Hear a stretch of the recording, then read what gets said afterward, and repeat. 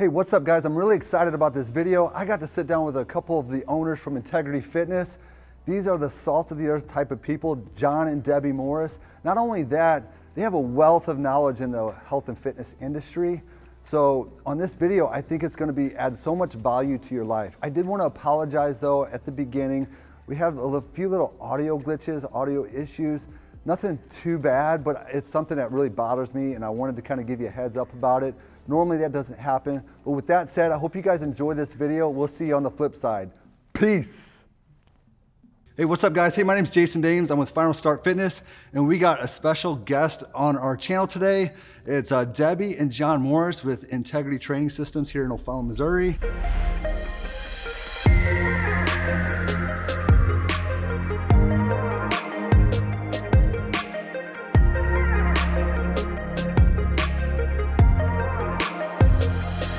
How are you guys doing? Good. Thank you guys so much for being on our channel. I'm so excited to talk to you guys about health. I think that you guys share a lot of common interests as I do.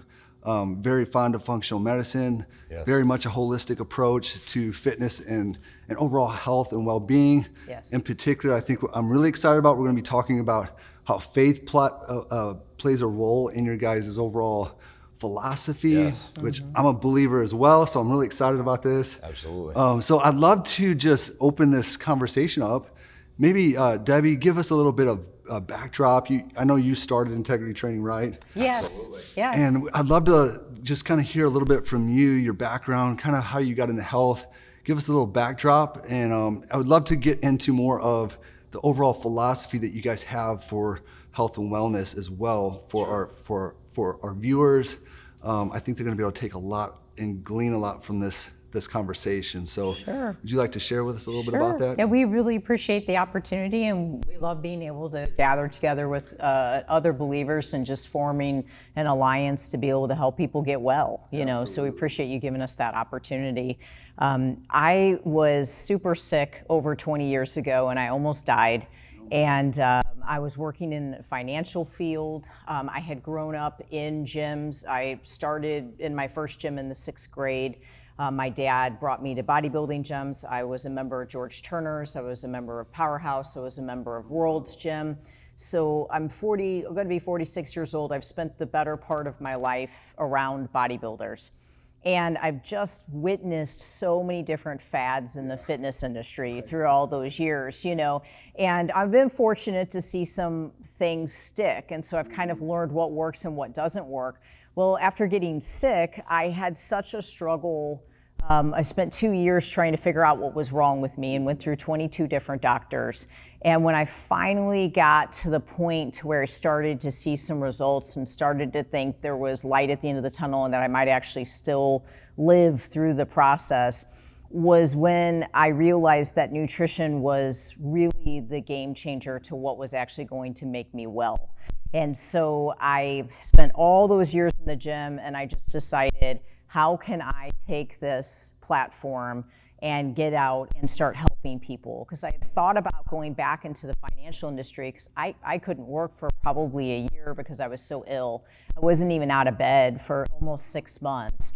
And so when I knew in my heart of hearts that God wanted me to really get the message of nutrition out there, and I had basically been in a gym most of my life, so I thought I can do this with personal training.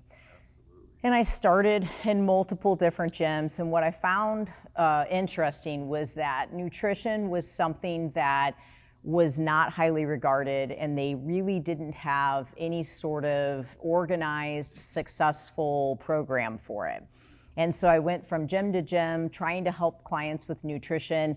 They wanted you to sell bars, they wanted you to sell powders. And it wasn't until I ended up working for Powerhouse Gym where I realized that they cared about getting people well, and they cared about helping people look amazing. Yeah. And so I spent 10 years working with an outstanding mentor and was given the opportunity to really grow a business. And he just came to me one day and said, "How many hours a week are you working?" And I said, "Close to 70. And he said, how many years do you think you'll be able to do that? Because I worked 7 days a week at that point. I hadn't taken a day off or vacation for 5 years. So you're pretty driven, you'd say. Very, right? And so he said, how many years do you think you can do that? And I said, well, I guess as many years as I have to. And he said, you have to figure something else out. He said, I've been in this business for 20 years, he had at that time. And he said, what you do is completely different from anyone else I've had work for me. You need to take what you do and you need to start going in other gyms and teaching trainers how to do it. And then either helping them manage the staff or doing something different. And then you need to do the nutrition at those gyms. Because at that time, I was a personal trainer that just also did nutrition for a living. And so that's what I did. I went into multiple different gyms. I started Integrity Training Systems because I do believe that you need structural integrity before you can actually change someone's body. I'm all about lifting weights and making someone strong and making someone look different, but if you don't have structural integrity, you don't have a foundation to build upon. I'm glad you brought that up because I was actually curious like where you guys came up with the name. So that's really neat. That's where it came from. And then obviously morals and ethics. I just believe that, you know, there's just hits on different levels. Yeah, such a lack of integrity, you know, sometimes in the fitness industry, and I wanted to change that. I just was like, I want to bring light into what could be what at times was a very dark community. So we went into multiple gyms. I built a solid staff of trainers in each gym and kind of helped them to grow. And then what I was discovering was that those trainers really believed in my vision. They didn't necessarily believe in the vision of the gym owner. And in some cases, if I wasn't there enough, they wanted my vision. They wanted to be a part of that vision. And so collectively as a group, multiple trainers came to me and said, Debbie, would you please just open a location? Yeah. You know, one that's going to be clean like you like it, and one that's going to, you know, have all of these, you know. And so this location that we're in here in O'Fallon was a gym. So we just walked into floors and mirrors and a lot of different things. And there was great favor. And then Powerhouse Gym, the owner sold, and he gifted us more than 50% of our equipment.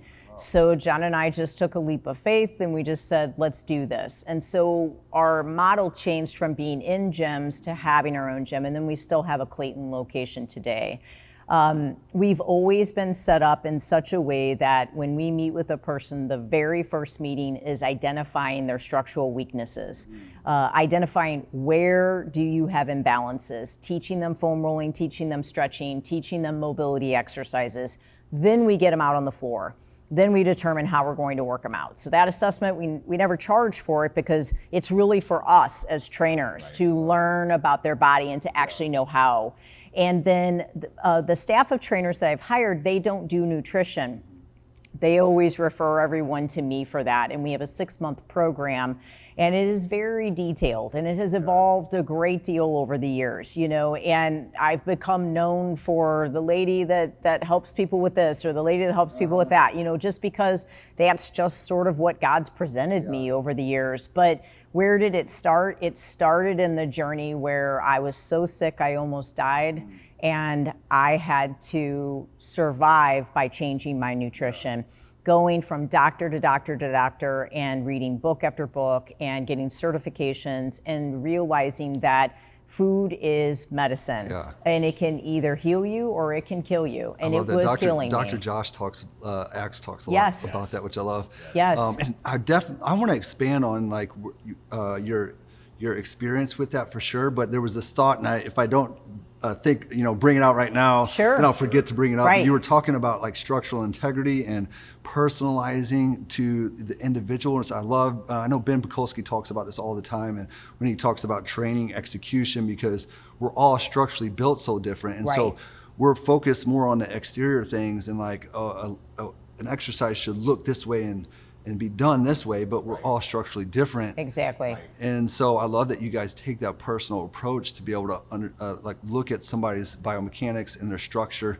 and what are the best, you probably look at like what are the best movements for them. Right. Does it even make sense for them to be doing those movements? You know, I mean, Yes, I know it might seem like you need to do this, this, and this, and you need all of these core moves, and you need, all these abdominal moves to be able to look like this. But if you don't have postural alignment, then you won't even activate your core.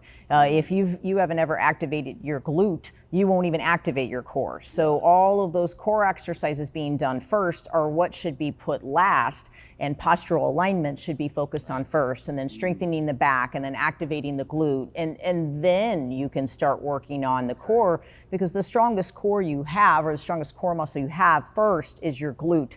But without proper posture, you can't even activate that. So we really try to brass tacks, bare bones things, and get people to that basic part. And it doesn't matter who they are, how many years they've been in the gym, what their experience is. We look at them all the same, and we say, you're weak here, you're too strong here, you need to be lengthened here, you need to be strengthened here, and we just break it down. I don't care if they're a professional level athlete, I don't care if they're in their 70s, I don't care if they're 11. We just look at them all the same and evaluate it the same way. Well, and I just had a conversation actually with one of our other trainers in regards to a client of mine who has a hereditary disease where both of his shoulders, when he was young, while he was asleep, they would just slip out. So he would wake up to pain of his shoulders being out of socket. So at a very young age, he had his shoulders fused. And so by all rights, he shouldn't be able to put his arms up here, and he shouldn't be able to pull down, he shouldn't be able to row, and therefore he shouldn't be able to train his back. But there's a way around that for him. And so when he came to me, he actually came to me to lose weight. And then during the weight loss journey, we were able to establish that he could actually change his back. And the hang up for him, he thought, was his shoulders because of those fusions, but it was actually in his hips. He was never able to actually train into his back because of his pelvic rotation. So by addressing that pelvic rotation, we were actually able to put his shoulders into a position where he was able to do movements, and we've been able to change his back. But if you were to watch him, if he's being watched by a guy at the gym who doesn't know his scenario, that guy's going to say, that dude's doing his lat pull downs wrong. Like, why is he doing that? But it's specific to him. Absolutely. I love that you guys said, and these are probably maybe some videos we could do in the future. I definitely love biomechanics and want to learn more about that. I think I actually struggle with like anterior pelvic tilt problem too, that causes lower back problems. So it'd be interesting to come and, figure that out. But like you guys, like I love that it's like strategic and personalized, for people. And so you guys share, I think, philosophies that I very much, encourage people to do and educate. One of the big things that I hear from you guys is you love educating and so forth. But I would love to hear more about like you said, the backstory of your experience of being sick, because I'm sure a lot of people are in similar situations, or you're helping people that have been in similar situations that you were in. And a lot of times we're in this, I think in the fitness industry, it negatively affects the information that the people are getting is just, it's just about calories in and calories out.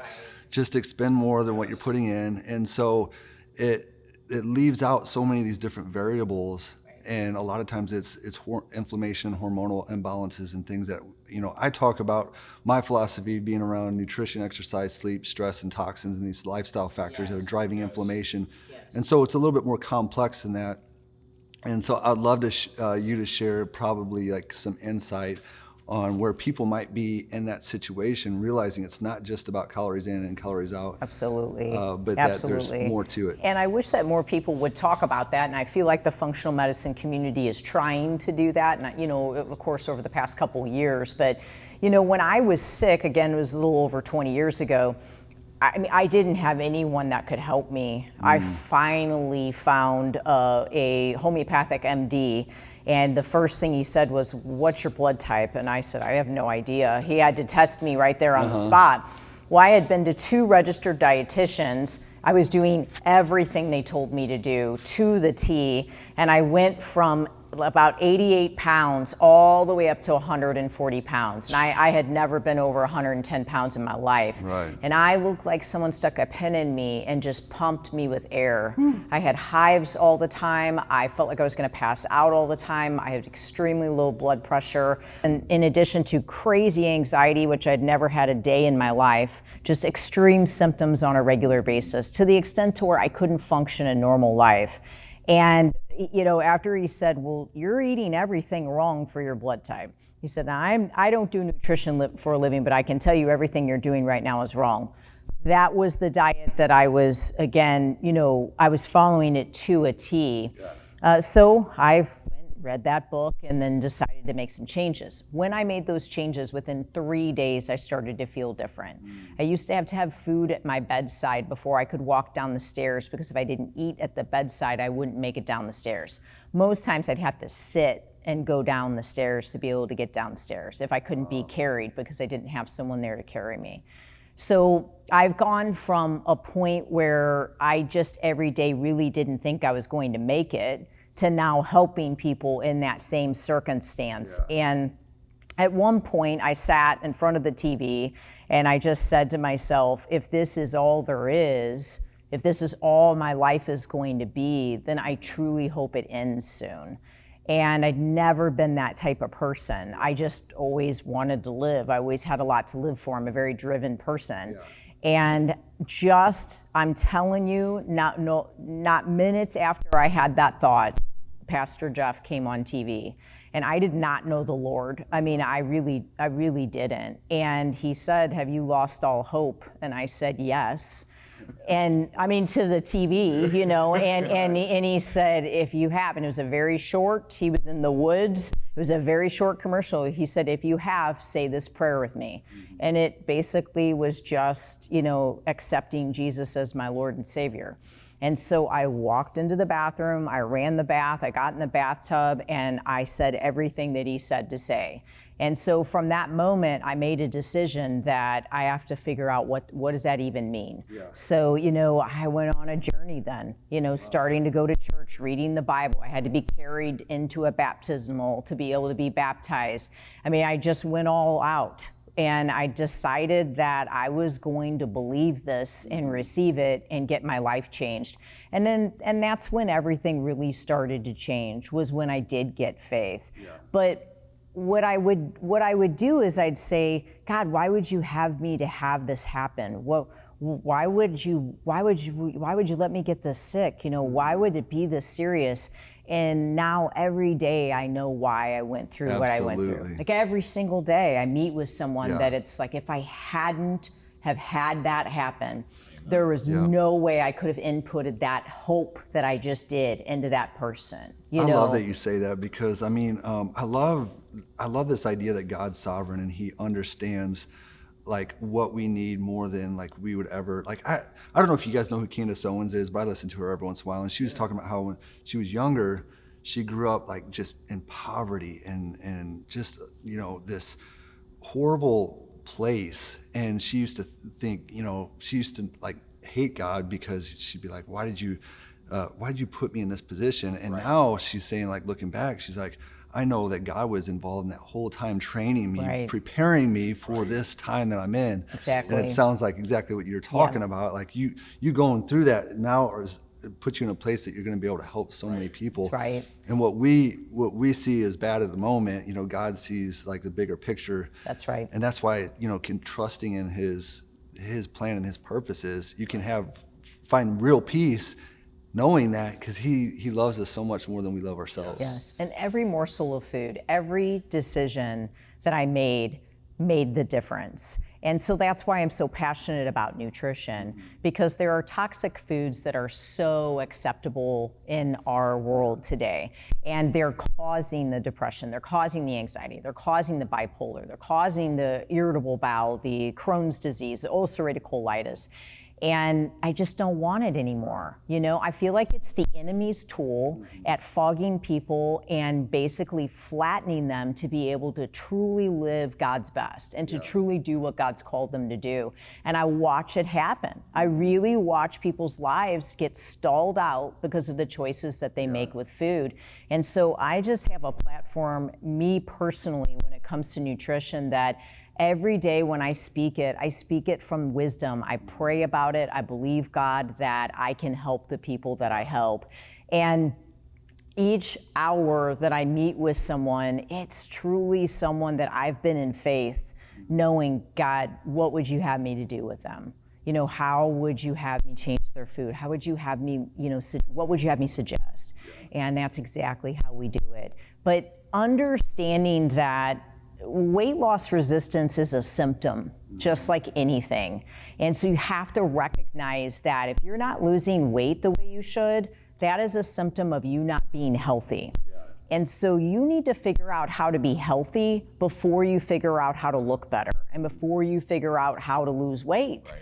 Because the reality is if you lose weight and you're still unhealthy, it's going to come right back at you. And then some. And with a lot worse health. Yeah. So we've always at Integrity focused on health, structural health, opening up the lymphatic system. And then with the nutrition, let's get you healthy first. Let's make sure you have proper digestion, proper sleep patterns. Let's make sure you're not mentally foggy anymore. Let's make sure that you feel balanced and you're not hungry all the time. Your sugar sensitivities go away. You know what? We lost weight doing that, didn't we? I didn't have to chase measurements. I didn't have to chase body fat. I didn't have to chase macros. And before we know it, you're getting yourself to a healthier weight. But then all of a sudden, there's a brick wall for some people. And I have experienced that brick wall.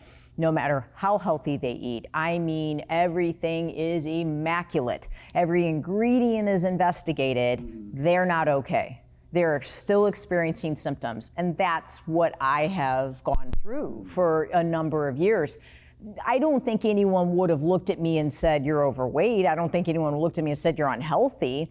But I think that they will look at me now and say, I think you were supposed to look like that. Why didn't you? Were you eating donuts? No, I was eating broccoli. You know what I mean? Every day, So the reality is does what I do work for everyone? Absolutely not. And that's why I don't push it on everyone. But there's something that has to be done when you're still feeling inflamed and you're eating that clean. Yeah. You've got to get a team together. I totally agree. I have a good functional medicine doctor friend that is around here. It's Dr. Jake Rowland. I don't know if you know him, but that's one of the things that we I think is so important about what you're saying is that hey, you have to be willing to it's a smarter idea to look under the hood first, right? Would you say get that team of people together? Yes. Then you got a better idea of what plan that you can give them. But I'd like to ask a question based off kind of what you were just talking about. You were talking about foods that people are eating, and I think that working with people, the biggest problem is that we don't have any delayed gratification. We are always thinking immediately, what do I want now? Right. So they end up giving up long-term health. They don't really think about it that way. They don't think about, in 10 years I'm going to be sick or something. Right. Yes. But you don't realize until you don't have your health, you take it for granted, right? That's right. And so you make poor choices, and then all of a sudden you get to a place where either you're way overweight or something bad's truly happened with your health, and you're I need to make good decisions. What is some things that you guys do maybe that can help people be more proactive and think more in the future? How can I make better decisions in what I'm eating now versus waiting till something like that does happen? Right. Well, I think we are on high alert at all times with that. Even if someone walks in the door and they don't sign up for the nutrition program, I can hear my trainer saying, oh, you don't want to drink one of those monsters. Yeah. Don't drink that before you come in. Or don't have the sugar, and you probably are having a little bit too much bread. If you're having 3 servings a day, and that's not what they do for a living. They're here to train, but it's just we are so concerned about living a healthy lifestyle that we we don't want anyone to come in here and work that hard and yet not know what to do when they walk out the door, outside of here. Is a lot like her story. Basically, our entire staff has a story somewhat similar to that. Not as life-threatening. Some of them it was just weight things, but that's where she found me, was I was that broken as well. And I am like head to toe broken, saved by the grace of God, shouldn't be walking this earth anymore broken. So I did the same thing. I would look back on stuff like that and I would say, why am I going through this? Why is this so bad? And I don't deserve this. I'm a good person. I always want to try to help people. And I remember thinking in my 20s, I guess this is what it feels like to get old. In my 20s, I'm thinking like, this is what it feels like to get old. So now looking back, I'm like, how many people at how many ages are walking around saying, I guess this is what it feels like to get old? And to your point or your question, it's like, if I know that just telling somebody, hey, I've removed sugar, I've removed gluten, which, everybody's like, oh, well, if you don't have celiacs, you don't have to worry about gluten. Okay, if you don't have celiacs, then great, gluten's not as bad for you as it would be for someone with celiacs, but it's still not great for you. So basic things like that, removing sugar, removing gluten, those simple things can kind of stop you from having to go through the journey that I went through. All right, go ahead, right where the heart attack. I had a heart attack in my mid-20s, and that's actually what spurred me to meet Debbie. I was in law enforcement, and I had done it for about 7 years. I got into law enforcement before I was 21. I worked as a corrections officer. Then I became a federal transport officer, and then I became a patrolman. And so that's the only thing I ever knew. Like, being here shouldn't even have happened. I didn't know anything about personal training other than I worked out, but I worked out like every other bro walking around the gym does. I'd do a set of 8, and then I'd wait 10 minutes, and then I would do it again. And it was always chest.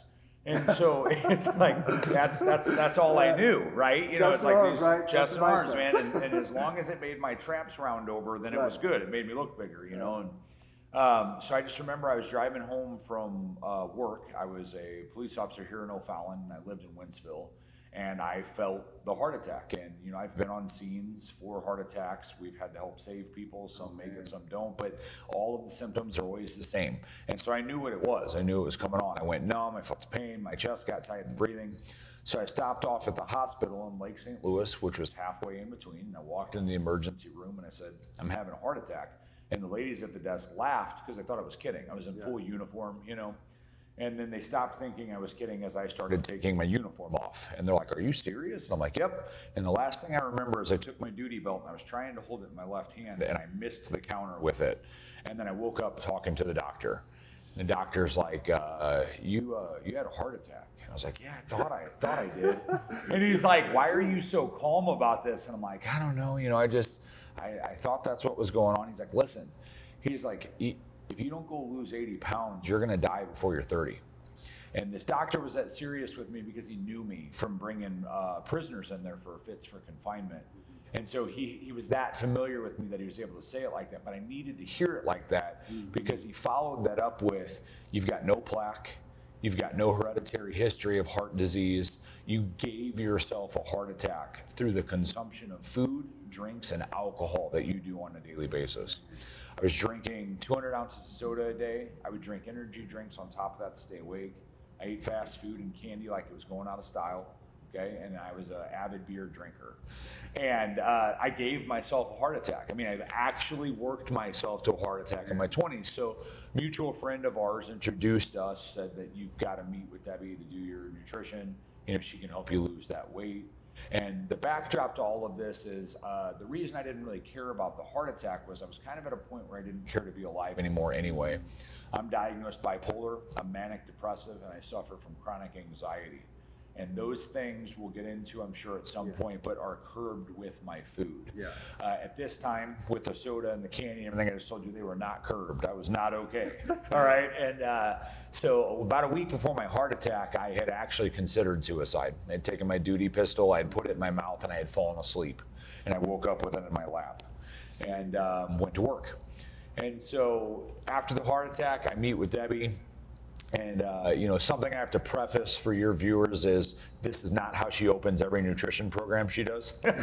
So Debbie walks me back, and our mutual friend has made me out to be somebody who's this like complete tough guy. Doesn't tell her anything about how I'm goofy, I like to have fun, I joke around, tells her just my background. I was a semi-professional cage fighter before becoming a police officer, 100%. And that's why I tell you this is, I fought and then I became a police officer, and he's talking to her about federal prisoner transport. I'm like, I just get in a van and take people somewhere. It's like, it's not that big of a deal, but that's all she knows about me. Right. And then I'm 6'4", I weighed 310 pounds at the time. I'm bald, no facial hair, and I'm always furrowing my brow because I just don't feel good. So I come waddling in behind her. We walk back to her office, and I remember saying, door shuts. I'm like, you want me to sit right here? And she turns around, she looks at me, and she's like, do you have faith? And I'm like, in what? And she's like, in God. And I go, I think so. My dad is a Baptist preacher. I grew up around it. And she's like, no, I'm not talking about going around and up around it. I'm talking about actual faith, something you can press into to overcome this oppression that I see on you. She goes, because something's actually holding you down. And I can teach you how to eat, and I can help you lose 80 pounds. But that's just weight. Yeah. And that weight can come right back. And it most times does. So if you're actually looking to like turn your life around and keep this weight off, we're gonna have to figure out what's actually holding you down and remove it from your life. Because whatever's oppressing your health is actually preventing you from being the person that you could be. And it's not just about weight loss. So if you're in this thing, if you wanna do this, if you're actually ready for this journey and ready to put in the commitment and the hard work to overcome it, I'll stand by you and we can work through this. But if you're just looking to lose weight, I can help you with that too, but I don't think that's gonna get you where you wanna go. I love that because basically she wasn't patty caking around it. Not she at was all. saying, hey, this is what it's going to take. This is And my hands were shaking under the table. And that's the thing. Because it was a long walk back to my office. It's probably from there to there. And the whole time I just knew, I was trying to ignore that the Holy Spirit was saying, you're going to have to witness to him. Like you'll have to witness the gospel to him. She told like me later. You'll have to try to get him to commit to getting saved today. I had never had that happen in my whole career. I had never felt that. I've always felt I should witness to people, don't get me wrong, but no, I felt it on the walk back, and my hands started shaking when I was walking back because I was like, I'm gonna get fired. It's my boss. It was my boss that referred him. So I'm going to get fired, but I'm willing to take the risk to lose my job for it because I knew for certain that had to be addressed first, and I didn't know anything about him. And that's why I always open with saying, like, just so everybody knows, that's not the first question on the questionnaire is, do you have faith? Do you know God? Like, right, exactly. Right. But that's what I needed, and she saw that. And she sat me down in the chair. I literally sunk into this chair, and people didn't talk to me like that. People didn't tell me what I needed. Yeah. They were just like, whatever you want, John, whatever you want to do. Like, what can we do for you kind of thing, And so I just said, okay, tell me about it, And so she took me through about 40 minutes of talking about faith, talking about overcoming, talking about wanting to live, believing in this. And she knew nothing about the fact that I'm an alcoholic. I was also popping Percocet and Xanax like they were coming out of a Pez dispenser. I just ate those things. That goes back to injuries. I broke my spine in 2006. I've had more injuries than I can count since then. And I basically had an unlimited script for painkillers. Like I said, with the mental disorders, I also had an unlimited script of Xanax. Yeah. And I got to where I would eat those and then drink a case of beer every day after work, a full case of beer. So she knew none of that. Our mutual friend didn't even know that. So she starts talking to me about addiction. She starts talking to me about overcoming oppression. And I'm like, nobody knows I'm addicted to this stuff, okay? And at the very end of it, she wrote up what I needed to eat, sent me on my way, and I went home and I said, okay, like, I'm just gonna try. What do I have to lose? Because I don't even really care if I do lose. Yeah. And so I flushed the alcohol, I flushed the pills, and I went through almost 5 days of detox. And for anybody listening that is addicted to something like this, do not do it like that. Don't cold turkey it, seek help. There's plenty of professionals that can help you detox stuff like that, properly come off of it. I'm very hard-headed. I was like, I'm either all in or I'm not. Yeah. And so it was bad. I had to call into work. I thought I was gonna die. I was vomiting. I was violently ill. And I remember on the 5th day, I finally went to work, and I walked outside and I looked up at a cloud and I said, well, that's a really pretty cloud. And I stopped for a minute and I was like, first off, I can't remember the last time I looked at a cloud. And second off, I don't even know that I've ever used the word pretty, right? So like, to stop and acknowledge a pretty cloud, I realized that something had cleared in my brain, okay? And this is just 5 days of getting garbage out. And I hadn't even really been able to start the food yet because I would get sick when I was eating from getting all of those toxins out of my body. And so I almost went through like an unintentional fast week. And then that day, I started the food. And within a week of doing the food, I felt like a completely different person. It's not to say that you can't get sad. It's not to say that you can't be anxious about something. But the depression, want to die, and the anxiety, I can't overcome the world, they were gone. The peaks and valleys weren't there anymore. It was a manageable water. It was calm enough to row through. And so then I went back to her, and I was like, okay, I'm in. Like, let's do this. You know, I'm all in. And so I did exactly what she told me to, and in 9 months, I lost 100 pounds. Jeez. And so I was like, this is what I'm actually supposed to be doing. Yeah, you probably felt like a different man. I did, you know, and I'm like, in my 20s, to say this is what it feels like to get old, to have a heart attack, to want to die, to think I have nothing left to live for, to feel that oppressed by medications and foods and alcohols. How many people are living their lives like that? The amount of breaks and tears and things that I thought I'd never be able to overcome physically that I'm overcoming. Who else is going through that? You know, I got into law enforcement to help people. And I was like, no, this is what I'm supposed to be doing to help people, because someone else out there thinks because they're addicted to sugar, because they're addicted to alcohol, because they're addicted to pain pills, or because they're injured, they can't be healthy, and it's just not true. And there's just some standard inflammatory foods that if you can just shift the physiological response that the body's having to food, their brain can handle so much more. They can commit so much deeper. They're not craving the same way. If you can get them out of insulin resistance and sugar sensitivity, they're more balanced and they feel full, they feel satisfied.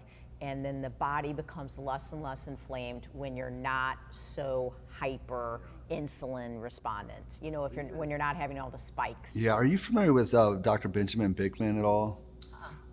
So he wrote a book, Why We Get Sick, just recently. I saw that. Such a good book. Haven't read it though. He basically ties in how insulin resistance is at the core of just about every chronic disease. Right. And the book is just phenomenal because he goes through like heart disease, cancer, you name it, autoimmune disease, yes. Fertility issues, like they're all like driven, and like he kind of like says it this way of analogy, like insulin's kind of like the quarterback of the hormones, and all the other hormones are getting accused for what blood sugar is doing in the body. And so I love that you brought that up. Someone's blood sugar, you build their foundation, you know, and then you can go other directions. Histamine responders, you know, what high histamine producing foods are they having? And that's kind of the type of thing that was happening with John, is his insulin was controlling him, you know, basically. And so we changed his brain. His brain was inflamed, and we changed his brain just by changing his blood sugar pattern. What's crazy about it is, like, if you think about like kids that are growing up, like that's their daily, like what they're taking in, and it's like so frustrating because, and then like, it's funny because they're not taught how to eat growing up, and then they just, like you said, they chalk it up to, well, I'm just getting old. Correct. Like old age or whatever. That's just it. And I remember back, I tell this all the time, but I remember my coach back in my basketball days, and he'd be like, yeah, you just wait till you're 30, you have a beer belly like me, you know, your metabolism's gonna be slow and you're not gonna be able to lose weight. And I just remember thinking, and I was young then, I'm like, there's gotta be something, there's gotta be something different, a different way to go. Like, I'm gonna learn the right habits now so I don't wait till something like that bad happens. But most people, I don't know if it's just intuitive, but yeah, naturally, I think most people don't think like kind of down the road a little bit. It's just kind of like, okay. Well, this, what you're saying could lead in really well with like limiting beliefs that are formed. Yes. And you know, I've shared this multiple different times, but people will create a belief like in this case you're talking about, like let's say the doctor says you're bipolar. Okay, now you have this belief that you're bipolar. It's something that you have to live with for the rest of your life. It's just, it is what it is. Yep. when in reality it could have been driven from bad lifestyle factors. Absolutely.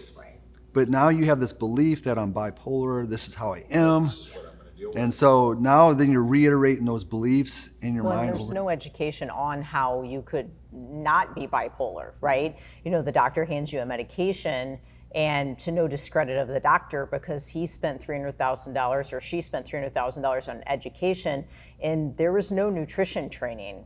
I mean, like little to none. And so at that point, the client has no ability to know how they could overcome being bipolar, or how they could overcome anxiety, or whatever they're dealing with. And in my case, I just felt like no one had any idea how to overcome it. And then I started getting around doctors that cared about what I was eating. And I just started studying more foods. And that's what I'm learning with all of the people that I meet with, is that we just really have to figure out how your body's going to metabolize food first. You know, and so what I typically do in the beginning is put them on an anti-inflammatory diet, put them on an antihistamine diet. It's a fairly standard, similar diet for the first 3 weeks, and then we look and see what your body does with that, and how much energy they have, how many toxins they release, how balanced they feel, where their mood is, how their digestion is, and then we go from there and determine how we're going to add things. I have some clients that need a starch with every meal that they eat. I have some clients that would weigh 100 more pounds if they ate like that. Right. I have some clients that really have to rely primarily on fat and moderate amounts of protein, you know, and then low starch carbohydrates. Everyone just has to be balanced for their body. And then another thing you have to understand is that there's different seasons that you go through in life. So, you know, just because I was able to eat a certain way 6 years ago doesn't mean I can still eat those sweet potatoes right now. Right now, when I eat them, my whole body feels like it's been set on fire. That's where the carnivore diet came from. And that's why we decided to go the route of the carnivore diet, mostly because it's the ultimate elimination diet. You know, I had done I've basically been in ketosis for 10 years, and I believe in it firmly. I don't do dairy, but I do believe in it. And I was still inflamed. But had I not been in ketosis, I probably would have been 20 pounds heavier worth of inflammation. Right? And so if I was eating the oatmeal and the sweet potatoes and the brown rice like my counterparts were, to no discredit to them either, I would have been 20 pounds heavier. And I've been there, done it, and I've tried it. But to get into ketosis, I could do that and feel good and operate, but I knew there was something still wrong. It made no sense that why am I not 110 pounds? I was 110 pounds my entire life. I competed at 108. Like, there's just no reason for me to not be smaller. And I was 130 pounds, and no matter what I did, I couldn't go down. Even when I would fast, I couldn't go down. So I knew I was inflamed. I could feel the inflammation. Yeah. So, we just basically said, let's just try this. Let's see what happened. And what was surprising was that the homeopathic chiropractor that I go to, she's like, I think you should do it. And I thought she would have been the first person like, no, don't do it. Like, I really think you should do it. Now, I mean, it's been life altering for me. I mean, it's 20 pounds less inflammation. I don't know how to explain to you what that feels like. I wear an entire size smaller shoe now. And this is relatively recent, right? Like since August. Right. Yeah, and so, the one day I wore this dress and I looked at the picture I posted on Facebook. I was like, those are brand new boots. Why do they look so big? Why does my feet look so big? And then some random guy on Facebook said, you look like you have big feet. And I'm like, he literally said exactly what I was thinking. And it was like, I guess I wore a thick sock that day. And then I started paying attention, and I'm like, my shoes don't fit anymore. So I went to the store and I actually got sized. And I was a 6.5. I mean, I lost an entire shoe size. That's not normal. My ring, I have it for the sake of the video on the right finger, but I did that because I didn't want people, I just feel weird I can't. I flipped it off in the car earlier. I have to wear it on my middle finger. Many days I couldn't get it off of this finger. It was stuck. I couldn't get it off. I would love to, the way my brain works is kind of goes like mechanistically a little bit. I don't want to get like too deep in the woods or anything, but like you were talking a little bit about like gut health and gut inflammation, and like so many people probably are having this, have these problems from the foods that we're eating. You talked about a lot of the toxins and stuff, which is essentially, and correct me if I'm wrong in any of this, but that those toxins and things that we're eating, the histamines, they're opening up the gut lining where we absorb nutrients. Absolutely. Therefore allowing pathogens and toxins to pass through into the bloodstream, causing immune responses that otherwise wouldn't happen. Leaky gut is, I believe, one of the, the primary things you have to focus on when someone comes in with an autoimmune condition, or just what's happening in their gut. I always send a client to a naturopath or to a functional medicine doctor and say, let's get a detailed stool test. Let's really see what's actually going on in your gut. Do you have viruses? I mean, do you even know if you have an underlying virus right now?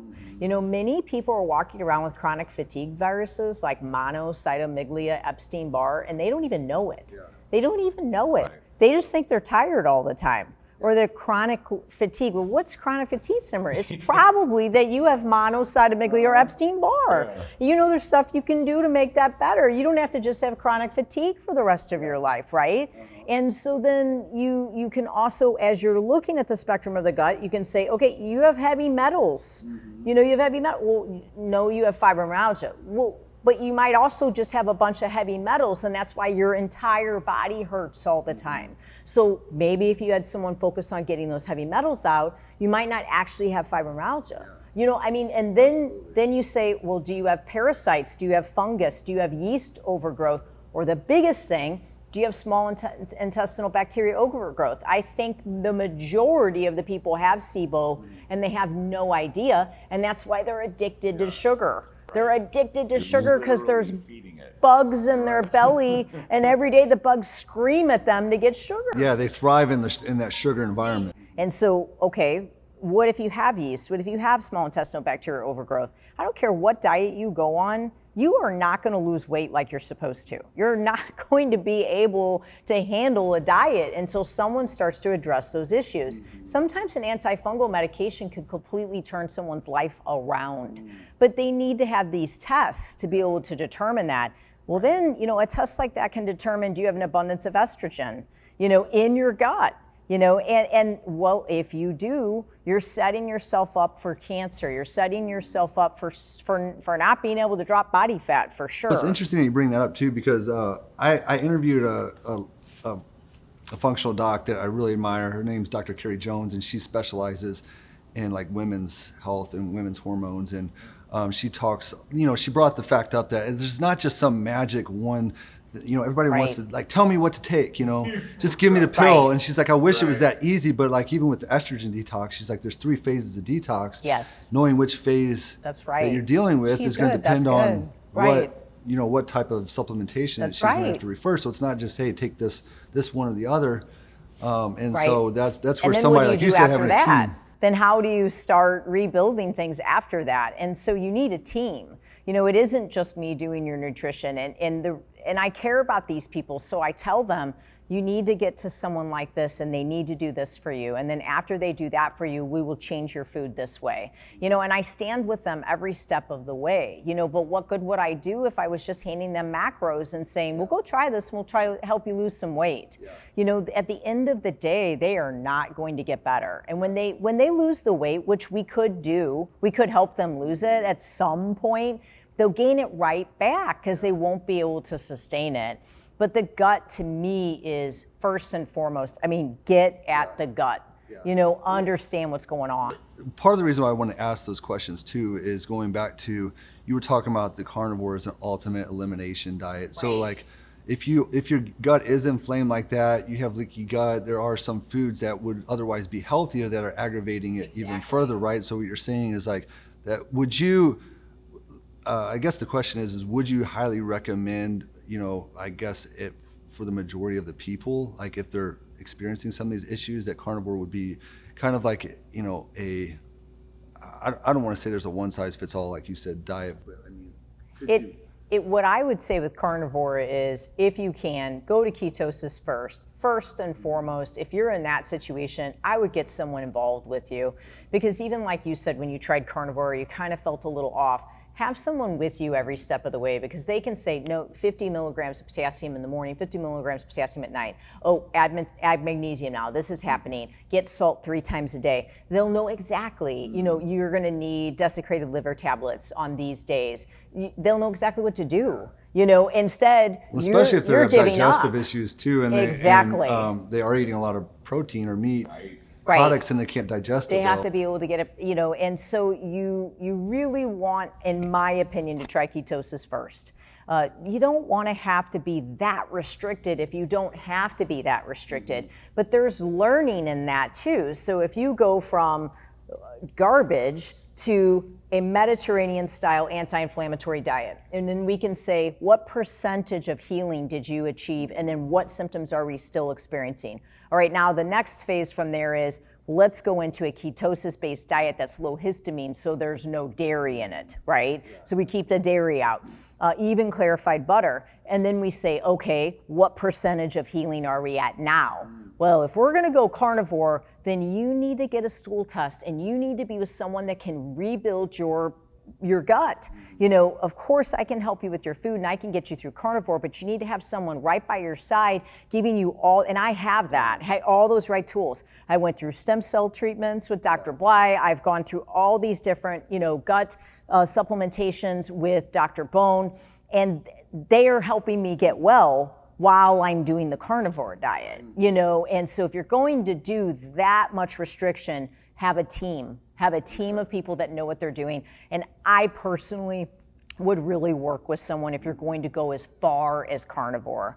Paul Salodino, Dr. Paul Salodino has an amazing book, The Carnivore Code. That's a great book. I mean, it's phenomenal. And it is hard to read because when everything I've studied, the thousands of dollars I've spent on certifications, it's always vegetables. Yeah. It's always vegetables. Yeah. And he talks about vegetables in a way that blew my mind. Mm-hmm. And it made so much sense for how I was feeling every day. I was eating broccoli every day, and there's a chapter on broccoli. There's a whole chapter on broccoli basically poisoning you. I used to eat it 3 times a day, or 2 times a day, and it was just like, oh gosh, this it almost could be seems happening. like the common information that we've been told for years. Almost, if you almost anything in life, if you go almost a little bit the opposite, you're more on track. It was bizarre how opposite his book was, but yet it still resonated with me and made so much sense, enough to where I've made this commitment and I feel amazing because of it. Mm-hmm. But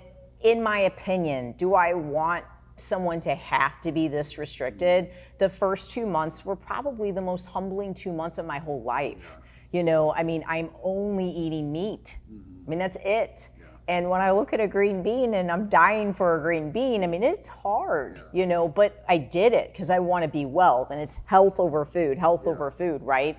And it worked, and I'm so thankful that I did it. But gosh, if you didn't have to, I wouldn't want you to have to. Let me ask you this, for the person that's relatively healthy and doesn't have a lot of the symptoms, the philosophy that I always try to recommend people is definitely a ketogenic style diet. Based around just a couple physiological aspects. I always look at it as like there's essential fatty acids and there's essential proteins, essential amino acids. And if you think about it, there's not really any essential carbohydrates. We use them for energy, and there's certain nutrients that we can glean from them. But fat's so vital for so many different metabolic functions in our body. Everything from brain function, all of our cells are made with fatty acid. Yeah, our liver makes bile. Hormones are synthesized with fatty acids. So I think it just common sense wise, and just looking at it logically, and you wonder why more people that are in the medical field don't really put it together or correlate it well. Well, their medicine is completely different than that way of thinking, though. If you really even just break down something simple like cholesterol, they can't even suggest that fat. Why can they not suggest that fat? Well, because it'll raise your cholesterol, and you're going to have a heart attack. I'm going to tell you right now, I was about to have a heart attack because every part of my body was so swollen it was going to explode, and my heart couldn't keep carrying around that much weight anymore. Right. It wasn't meant to be for my body. that's going to give me a heart attack a whole lot more than MCT oil is. You know, I mean, just It's almost like the opposite, because like insulin resistance more times is indicative of high triglyceride levels. Yes. Causing, cholesterol Right. problems. It isn't the fat. I know you know this. I know you know this, but it isn't the fat. It's the carbs and it's the sugar. Right. It's the insulin control. You want to lower your cholesterol? Control your insulin. Don't eat bad fat. Don't eat canola oil. Don't eat peanut oil. Don't eat soybean oil. Don't eat pro-inflammatory oils, of course. Exactly. And the problem is the compilation as well. So, they take the 6 eggs, but the 6 eggs have such high cholesterol, but you ate a half a loaf of toast with it. Right. And like what else? That's a good point. That's the problem. Or potatoes. With a glass of orange juice. Right. Right. Look at just the cholesterol of the eggs, but like the totality is it's all these other things you're bringing in that make that not okay. You know, when you're looking at it like a ketosis versus a not. And I agree that I don't necessarily only put people in ketosis, but I believe in a Mediterranean-based diet without. I don't provide grains. Very few of my clients have grains. And that's what Very impressed few. me so much about her, obviously, before I became biased and married her, was how different it is for everybody. Like the way I eat is not the way she'd probably have you eat, and it's definitely not the way she's eating. I don't do carnivore, because my body doesn't need it right now. And so that it's just different for everyone, and the way she builds the plans is based on how that person's health responds to what she brings in. But you can help a person lose 100 pounds without fat. Steamed broccoli and grilled chicken, right? I mean, you give them a little protein powder for breakfast, a little steamed broccoli and grilled chicken. I'm glad you brought that up, because like I did the typical bodybuilding Right. diet for years. Right. I was eating 8 times a day. Right. I was ravenously starving. Like Yes. every 3 hours I could tell you what time it was just based off my Right. stomach. Based off your I would food. get like cranky and hangry. Yes. My wife Exactly. didn't like me. Right. So And you feel bad because that's just a physiological thing that's happening in your body. You couldn't control it. You're doing exactly kind of what you're supposed to do. and I got good results on it, like you said. Right. Yeah, But when you look at your physicality, yes.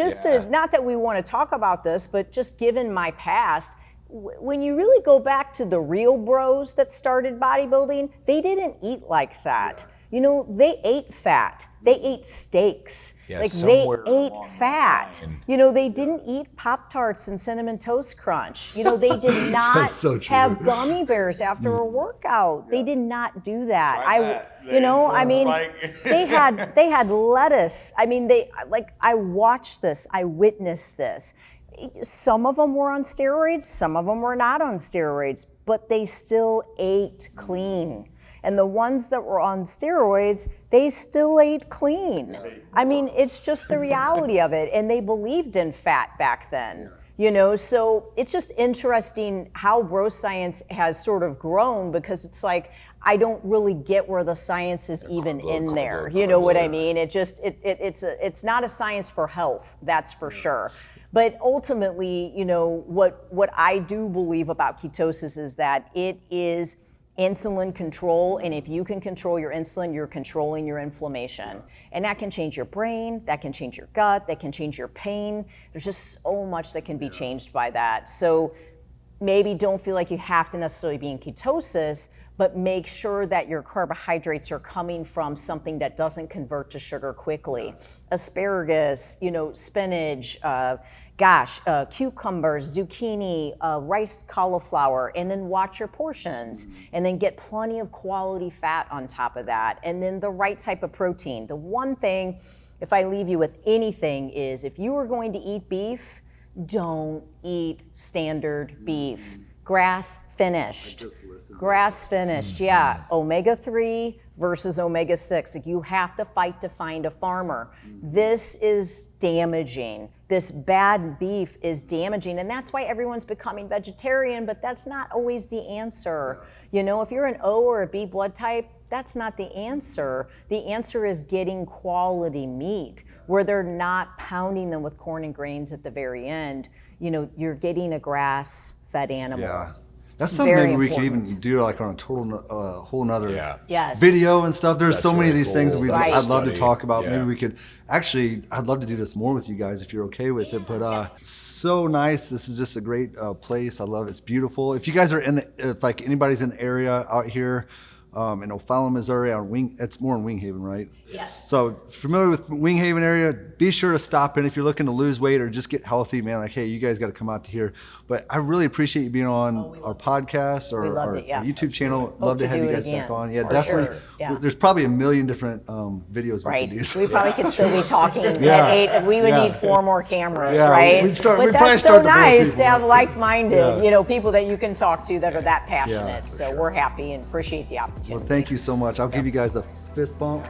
Boom. Thank you so much. And you guys have a great day. If you guys like this information, make sure you like, subscribe, share the content. We'll put some links in some of the different topics that we talked about in the description below. Make sure you put some comments as well. God bless you all. Have a great day and peace.